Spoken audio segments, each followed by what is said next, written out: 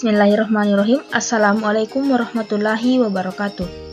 Perkenalkan, nama saya Sri Wahyuni, NIM 520001, Prodi Pendidikan Matematika Semester 4. Pada kesempatan kali ini, saya akan menjelaskan terkait representasi graf pada mata kuliah teori graf.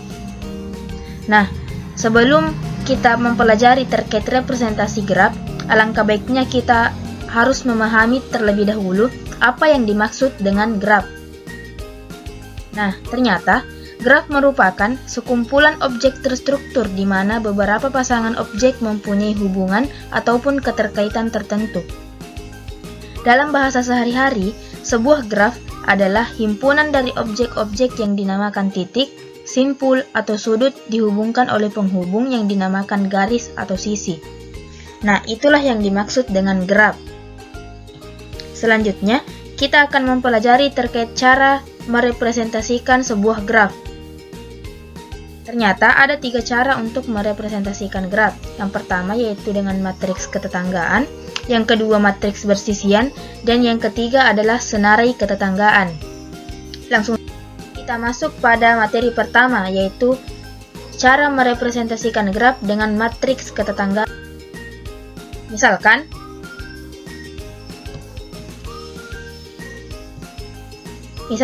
A sama dengan AIJ, di mana AIJ sama dengan 1 jika simpul I dan T bertetangga. Kemudian, AIJ sama dengan 0 jika simpul I dan J tidak bertetangga. Contoh, terdapat sebuah simpul A dan simpul B. Ini adalah simpul A.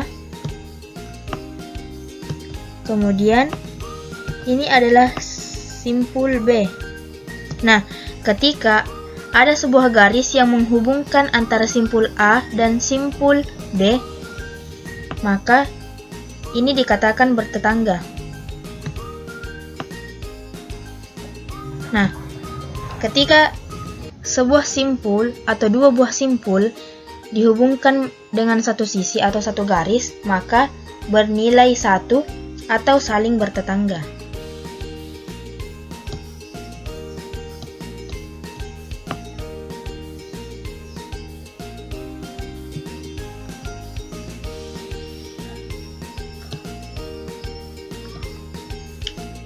Selanjutnya, kita masuk ke contoh soal cara merepresentasikan graf dengan matriks ketetanggaan. Nah, misalkan terdapat sebuah graf di mana terdapat 4 simpul dan 5 sisi.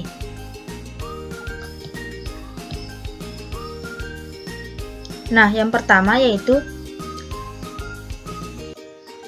simpul 1 dan simpul 1 sama dengan 0 karena tidak bertetangga dengan dirinya sendiri. Nah, kita akan mencoba mengisi titik-titik yang kemudian belum diketahui apakah bernilai 1 atau 0. Nah, pada simpul keempat dengan simpul 1, kita lihat simpul 4 dan simpul 1. Ternyata tidak ada sisi yang menghubungkan antara simpul 1 dan simpul 4. Maka di sini bernilai 0. Nah, selanjutnya simpul 3 dan simpul 2. Simpul 3 dan simpul 2. Nah, pada kasus simpul 3 dan simpul 2 ternyata ada sebuah sisi yang menghubungkan keduanya. Maka dari itu, simpul 1 dan simpul 2 saling bertetangga. Jadi diberi angka 1. Nah, selanjutnya simpul 4 dan simpul 2. Kita lihat simpul 4 dan simpul 2. Ternyata juga saling bertetangga karena dihubungkan oleh satu sisi, maka bernilai 1. Nah, selanjutnya simpul 1 dan simpul 3. 1 dan 3 bernilai 1. Kemudian 1 dan 4 1 dan 4 ternyata tidak bertetangga karena tidak dihubungkan oleh sisi. Maka dari itu bernilai 0. Dan yang terakhir, simpul 3 dan simpul 4. 3 dan 4. Ternyata 3 dan 4 dihubungkan oleh satu sisi, maka dari itu kita beri angka 1.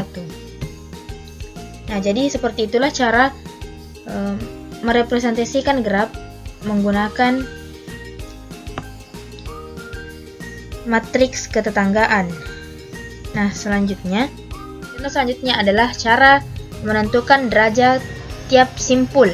Nah, berbeda seperti graf sebelumnya. Graf sebelumnya tidak memiliki arah. Nah, jadi contohnya ketika sebuah graf memiliki arah, seperti contoh soal ini. Nah, pada kasus 1 dan 3 bernilai 1, kemudian 3 ke 1 bernilai 0 karena berlawanan arah. Nah, jadi begitulah cara menentukan nilai pada sebuah simpul bertetangga atau tidak. Kita mempertimbangkan arahnya. Nah, untuk menentukan derajat simpul ada dua, yaitu derajat masuk simpul dan derajat keluar simpul. Nah, kita angkat simpul 2 menjadi contoh. Untuk derajat masuk simpul, kita ambil angka yang ada di sini, 1, 0, 0, dan 1. Jadi derajat masuk simpul 2 adalah 1 ditambah 0 ditambah 0 ditambah 1 sama dengan 2. Kemudian untuk menentukan derajat keluar simpul 2, kita mengambil angka yang horizontal. Nah, jadi 1 ditambah 0 ditambah 1 ditambah 1 sama dengan 3. Jadi dapat disimpulkan bahwa derajat masuk simpul 2 adalah 2 dan derajat keluar simpul 2 adalah 3.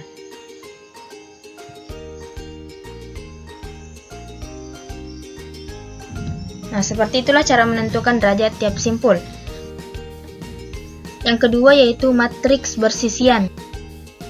Tak jauh berbeda dengan matriks ketetanggaan. A sama dengan AIJ, di mana AIJ sama dengan 1 jika simpul I dan J bersisian. Kemudian AIJ sama dengan 0 jika simpul I dan J tidak bersisian. Kita masuk ke contoh. Misalkan terdapat sebuah graf 1, 2, 3, dan 4. Sebuah graf memiliki 4 simpul dan 5 sisi. Matriks bersisian. Nah, kita lihat E1 dan simpul 1 bersisian ataukah tidak. Nah, ternyata E1 dan 1 saling terhubung. Maka dari itu kita beri angka 1. Kemudian misalkan E3 dan simpul 1. E3 dan simpul 1.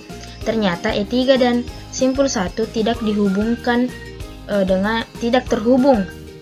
Maka dari itu E3 dan simpul 1 nilainya adalah 0.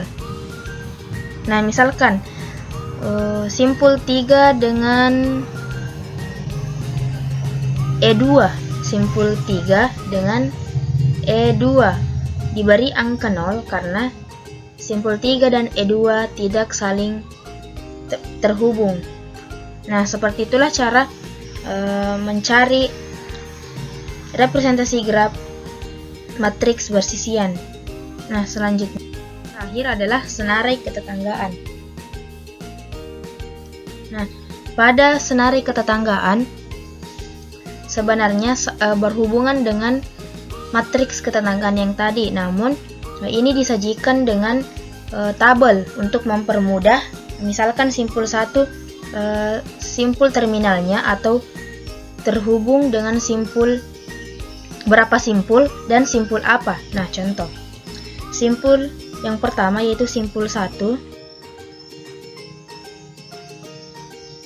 Simpul terminalnya adalah 2. Nah, karena hanya simpul 1 yang bertetangga dengan simpul 2. Kemudian yang kedua, simpul kedua memiliki 3 tetangga yaitu 1,